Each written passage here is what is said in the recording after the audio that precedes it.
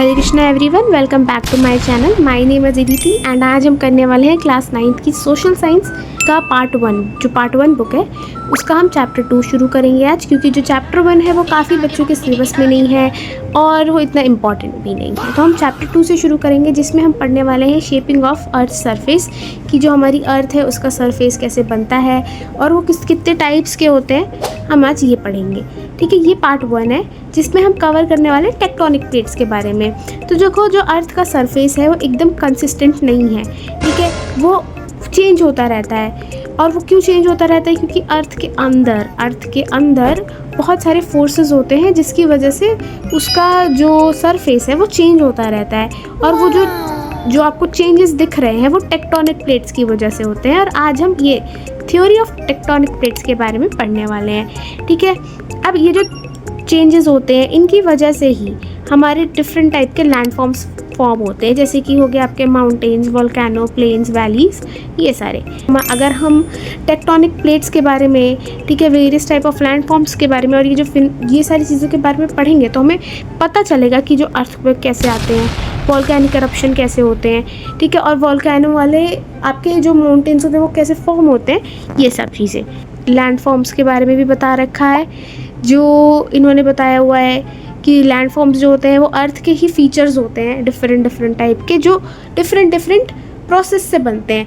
अब हम आगे पढ़ते हैं कि टेक्टोनिक प्लेट्स क्या है, मेन मुद्दे पे आते हैं। देखिए, टेक्टोनिक प्लेट्स बहुत ही इंपॉर्टेंट थ्योरी है, जो हमें टेक्टोनिक प्लेट्स की जो थ्योरी है वो हमें W.J. मॉर्गन ने दी है। और ये बताते हैं क्रस्ट की जो मूवमेंट होती है। देखिए, क्रस्ट जो होता है वो अर्थ का पहला लेयर होता है। वो इस थ्योरी के हिसाब से जो आउटर मोस्ट लेयर है वो एक सिंगल पीस नहीं है, मतलब जो क्रस्ट है वो एक सिंगल पूरा एक नहीं है, उसके छोटे छोटे पार्ट्स हैं और जिन्हें हम बोलते हैं टेक्टोनिक प्लेट्स।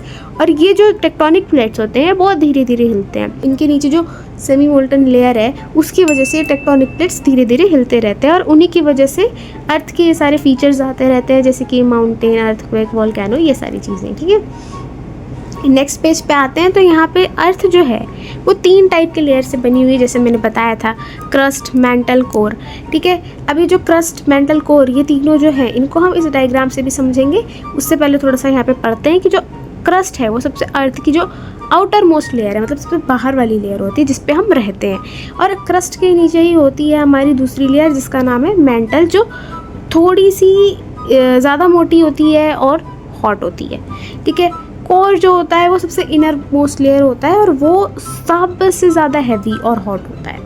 क्रस्ट जो होता है वो, और हमारा मेंटल जो अपर लेयर है मेंटल की, उसके बीच के जो पार्ट है उसको हम बोलते हैं लिथोस्फेयर। और जो लिथोस्फेयर है वही छोटे छोटे प्लेट्स में बटा होता है और उसी को हम टेक्टोनिक प्लेट्स बोलते हैं।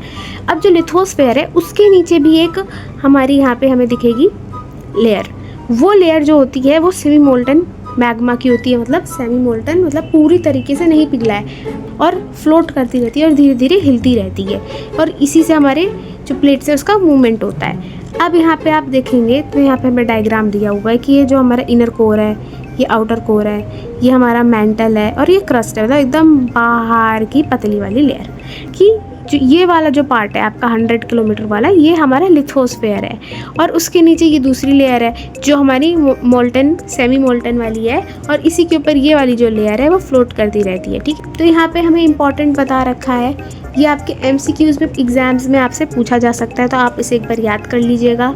ठीक है, कि हमारा जो आउटर कोर है वो किससे बनता है, ये सारी चीज़ें। आगे देखते हैं। अब हम टेक्टोनिक प्लेट्स के बारे में थोड़ा और पढ़ेंगे कि जो टेक्टोनिक प्लेट्स हैं वो बड़ी बड़ी स्लैब ऑफ रॉक है, ठीक है, सॉलिड रॉक है, जो बहुत धीरे धीरे हिलते हैं और वो सिर्फ कुछ सेंटीमीटर ही हिलते हैं पर ईयर, मतलब पूरे साल में बहुत हल्का हल्का मूवमेंट, तो हमें पता भी नहीं चलता है। कुछ सेंटीमीटर, 1-2 सेंटीमीटर कोई चीज़ मूव कर रही है हमें नहीं पता चलेगा। ठीक है, अब यहाँ पे कुछ 3 टाइप के टेक्टोनिक प्लेट्स हैं, मतलब टेक्टोनिक प्लेट्स की भी 3 टाइप्स हैं। ठीक है, सबसे पहला हमारा कॉन्टिनेंटल प्लेट्स है, फिर ओशियानिक प्लेट्स हैं, और फिर उसके बाद आती है हमारी मिक्स्ड प्लेट्स। तो ये जो हमारे कॉन्टिनेंटल और ओशियानिक प्लेट्स है, इनका तो हमें नाम से ही पता चल रहा है। ठीक है, इनको हम नाम से ही समझ सकते हैं। और लैंड वाली जो सरफेस पे जो हमारे प्लेट्स आ रहे हैं उन्हें हम कॉन्टिनेंटल, और जो हमारे ओशन वाले होते हैं उनको हम बोलते हैं ओशियानिक, मतलब जो हमारा ओशन है उसके नीचे जो आपको फ्लोर दिख रहा है ठीक है, वो होता है ओशियानिक प्लेट्स, उसकी वाली प्लेट्स को हम ओशियानिक प्लेट्स बोलते हैं। और मिक्स प्लेट्स होती है जो दोनों को कैरी करती हैं। आगे बढ़ते हैं तो यहाँ पे हमें प्रोसेस बता रखा है, ठीक है, मूवमेंट का। तो उसको पढ़ने के लिए, उसको समझने के लिए जो यहाँ पे डायग्राम में दिया है, इसे समझने के लिए हमें नीचे जो लिखा है उसे पढ़ना पड़ेगा।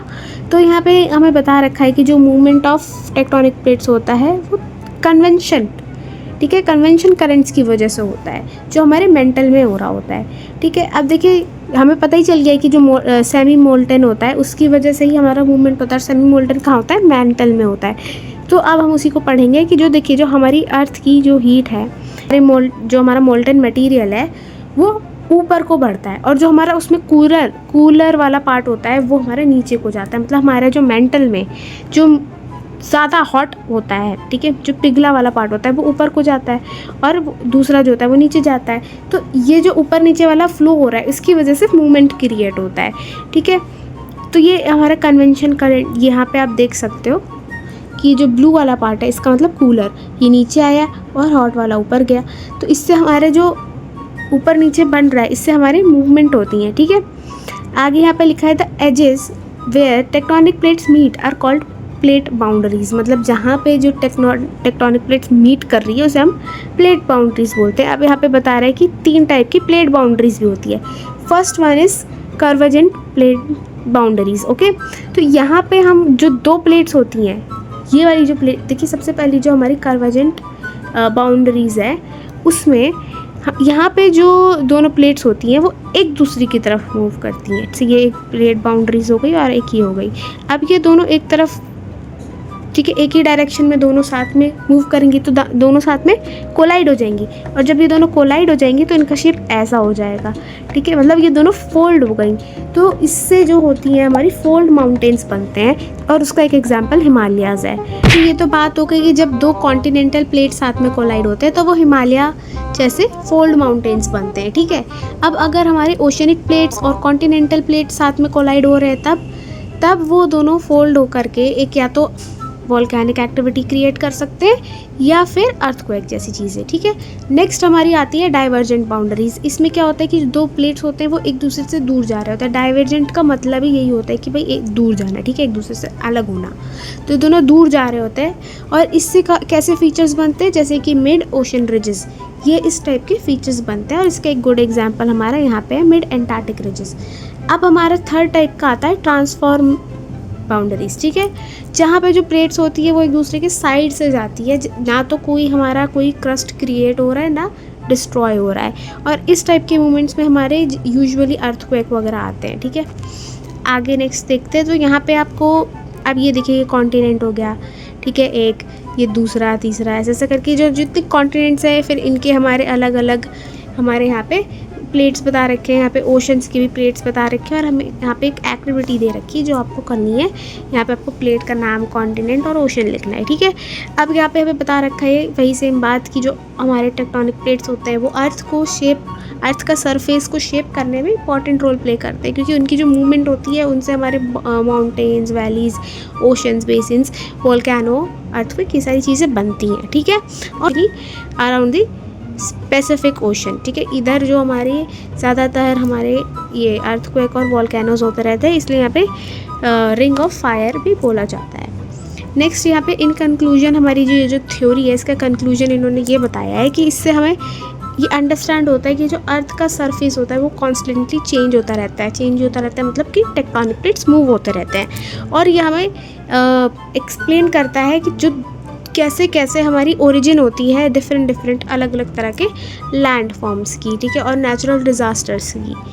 आगे यहाँ पे हमें देखने को मिल रहा है, रेड से हमें पता चल रहा है कि कितने कहाँ पे ज़्यादा अर्थक्वेक की बातें होती हैं, मतलब कहाँ पे ज़्यादा अर्थक्वेक होते हैं और कहाँ पे हमारे एक्टिव वॉल्केनोज ज़्यादा है, ठीक है।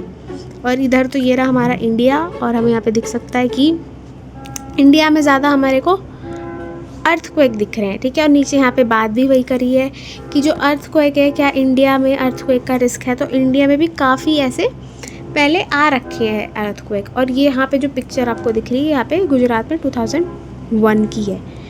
आगे यहाँ पे हमें बता रखा है अर्थक्वेक के बारे में ही, और कि जो भी मूवमेंट्स हो रहे हैं हमारे अर्थ में, ठीक है, वो हमारे टेक्टोनिक प्लेट्स की वजह से हो रहे हैं। और यहाँ पे हमें एक फ़ोटोग्राफ दे रखी है जहाँ पे हमें एनालाइज़ करना है कि हमारे को ये क्या क्या है, क्या आप देख के बता सकते हैं। तो ये वॉल्केनिक एरप्शन से रिलेटेड हमारी एक इमेज है।